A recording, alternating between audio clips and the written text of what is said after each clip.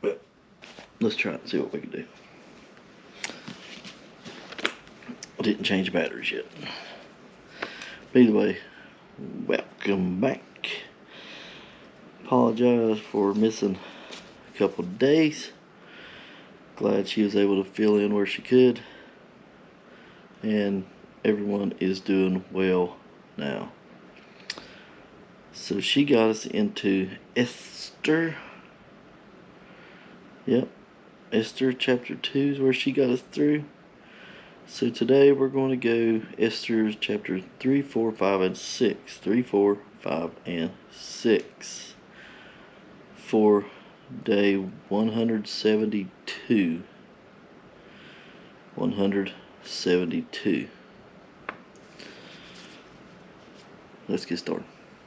Hopefully my battery lasts and everything, because I didn't change one. So, but we're back beside the porch anyway. Been a really busy and tiring last several days. So, either way, thankful for everything. Glad I can get back to reading. So, here we go. Chapter 3. After these things did King Ahasuerus promote Haman, the son of Hammedatha, the Agagite, and advance him, and set his seat above all the princes that were with him. And all the king's servants that were in the king's gate bowed and reverenced Haman, for the king had so commanded concerning him. But Mordecai bowed not, nor did him reverence. Then the king's servants, which were in the king's gate, said unto Mordecai,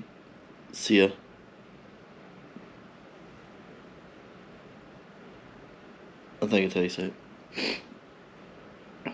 Why transgressest thou the king's commandment? Now it came to pass, when they spake daily unto him, and he hearkened not unto them, that they told Haman to see whether Mordecai's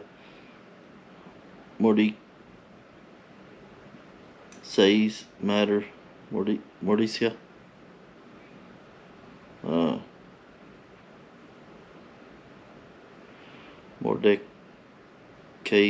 I don't know. No, Mordecai sounds good. I know I got it wrong, but it sounds good for how I know how to say it. See whether Mordecai's matters would stand, for he had told them that he was a Jew. And when Haman saw that Mordecai bowed not, nor did him reverence, then was Haman full of wrath, and he thought scorned to lay hands on Mordecai alone, for they had shewed him the people of Mordecai. Therefore Haman sought to destroy all the Jews that were throughout the whole kingdom of Ahasuerus, even the people of Mordecai.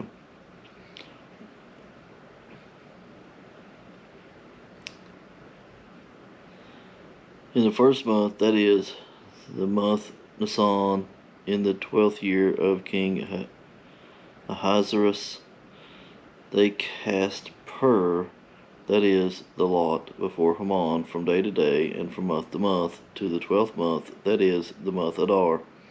And Haman said unto King Ahasuerus, there is a certain people scattered abroad, and dispersed among the people in all the provinces of thy kingdom, and their laws are diverse from all the people.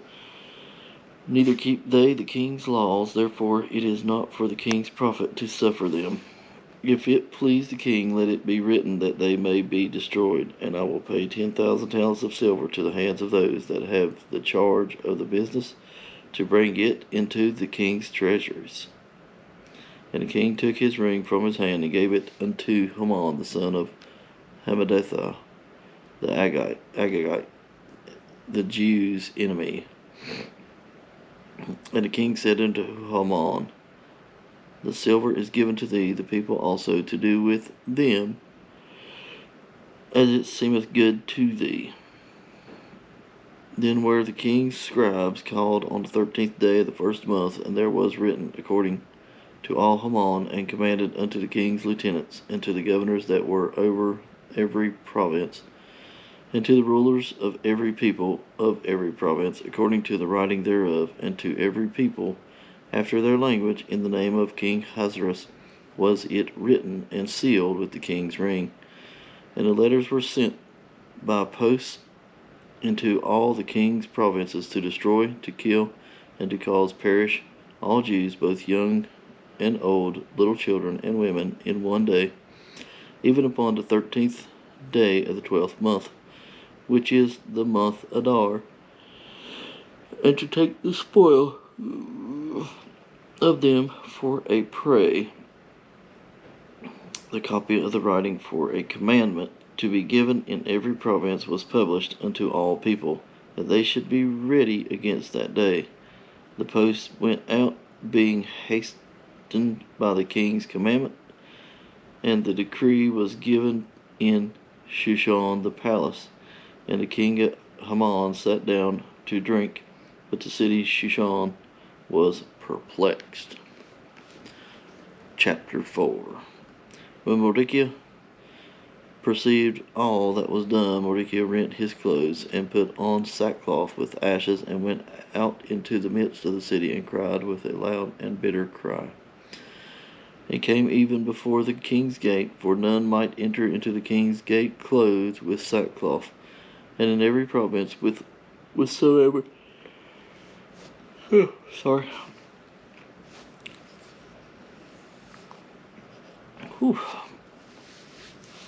whatsoever the king's commandment and his decree came, there was great mourning among the Jews, and fasting, and weeping, and waiting, and many lay in sackcloth and ashes.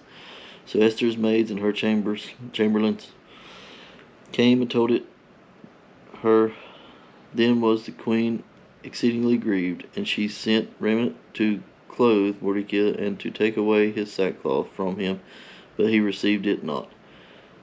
Then called Esther for Hathach, one of the king's chamberlains, whom he had appointed to attend upon her, and gave him a commandment to Mordecai to know what it was and why it was. So Hathach went forth to Mordecai unto the street of the city, which was before the king's gate. And Mordecai told him of all that had happened to him, and of the sum of the money that Haman had promised to pay to the king's treasures for the Jews to destroy them. Also he gave him the copy of the writing of the decree that was given to Shushan to destroy them, to shew it to Esther, and to declare it unto her, and to go charge her that she should go in unto the king, to make supplication unto him, and to make request before him for her people. And Hathach came and told Esther the words of Mordecai. Again Esther spake unto Hathach, and gave him commandment unto Mordecai. All the king's servants and the people of the king's provinces do know that whosoever, whether a man or woman, shall come unto the king into the inner court, who is not called, there is one law of his, to put him to death, except such to whom the king shall hold out the golden sceptre, that he may live. But I have not been called to come in unto the king these 30 days. And they told to Mordecai Esther's words. Then Mordecai commanded to Esther, think not with thyself that thou shalt escape in the king's house more than all the Jews. For if thou altogether holdest thy peace at this time, then shall their enlargement and deliverance arise to the Jews from another place, but thou and thy father's house shall be destroyed. And who knoweth whether thou art come to the kingdom for such a time as this? Then Esther bade them return Mordecai this answer, Go gather together all the Jews that are present in Shushan, and fast ye for me, and neither eat nor drink 3 days, night or day. I also and my maidens will fast likewise, and so will I go in unto the king, which is not according to the law, and if I perish, I perish. So Mordecai went his way and did according to all that Esther had commanded him. Chapter 5. Now it came to pass on the 3rd day that Esther put on her royal apparel and stood in the inner court of the king's house over against the king's house, and the king sat upon his royal throne in the royal house, over against the gate of the house. And it was so, when the king saw Esther the queen standing in the court, that she obtained favor in his sight, and the king held out to Esther the golden scepter that was in his hand. So Esther drew near and touched the top of the scepter. Then said the king unto her, What wilt thou, Queen Esther? And what is the request? It shall be even given thee to the half of the kingdom. And Esther answered, If it seem good unto the king, let the king of Haman come this day unto the banquet that I have prepared for him. Then the king said, Cause Haman to make haste, that he may do as Esther hath said. So the king and Haman came to the banquet that Esther had prepared. And the king said unto Esther at the banquet of wine, What is thy petition? And it shall be granted thee. And what is thy request? Even to the half of the kingdom it shall be performed. Then answered Esther and said, My petition and my request is, if I have found favor in the sight of the king, and it please the king to grant my petition and to perform my request, let the king and Haman come to the banquet that I shall prepare for them, and I will do tomorrow as the king has said. Then went Haman forth that day joyful and with a glad heart. But when Haman saw Mordecai in the king's gate, that he stood not up, nor moved for him, he was full of indignation against Mordecai. Nevertheless, Haman refrained himself, and when he came home, he sent and called his friends and Zeresh his wife. And Haman told them of the glory of his riches, and the multitude of his children, and all the things wherein the king had promoted him, and how he had advanced him above the princes and servants of the king. Haman said moreover, Yea, Esther the queen did let no man come in with the king unto the banquet that she had prepared but myself. And tomorrow am I invited unto her also with the king. Yet all this availeth me nothing, so long as I see Mordecai the Jew sitting at the king's gate. Then said Zeresh his wife and all his friends unto him, Let a gallows be made of 50 cubits high, and tomorrow speak thou unto the king, that Mordecai may be hanged thereon. Then go thou in merrily with the king unto the banquet. And the thing pleased Haman, and he caused the gallows to be made. Chapter 6. On that night could not the king sleep, and he commanded to bring the book of the records of the Chronicles, and they were read before the king. And it was found written that Mordecai had told of Bigthana and Teresh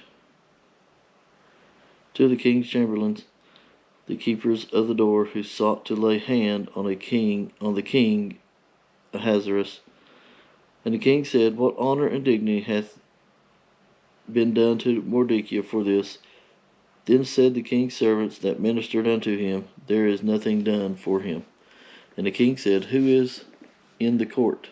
Now Haman was come into the outward court of the king's house to speak unto the king, and to hang Mordecai on the gallows that he had prepared for him. And the king's servants said unto him, Behold, Haman standeth in the court. And the king said, Let him come in.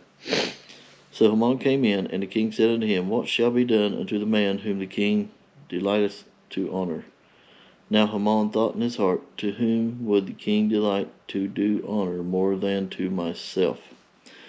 And Haman answered the king, for the man whom the king delighteth to honor.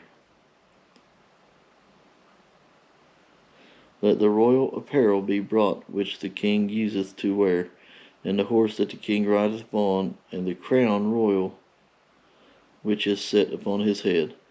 And let this apparel and horse be delivered to the hand of one of the king's most noble princes, that they may array the man withal whom the king delighteth to honor, and bring him on horseback through the street of the city, and proclaim before him, thus shall it be done to the man whom the king delighteth to honor.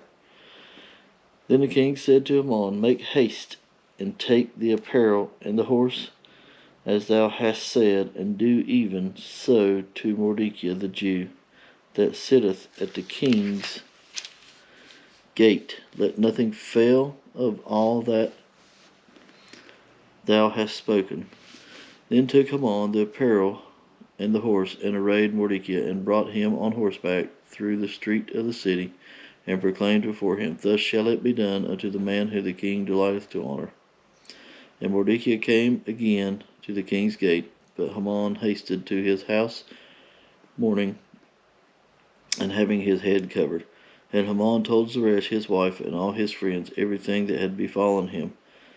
Then said his wise men and Zeresh his wife unto him, if Mordecai be of the seed of the Jews, before whom thou hast begun to fall, thou shalt not prevail against him, but shalt surely fall before him. And while they were yet talking with him, came the king's chamberlains, and hasted to bring Haman unto the banquet that Esther had prepared.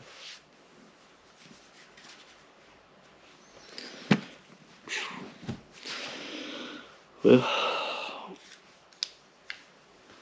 thanks for joining me today. Glad to be back doing it. And appreciate everybody's support and thoughts, prayers, everything else. And don't forget to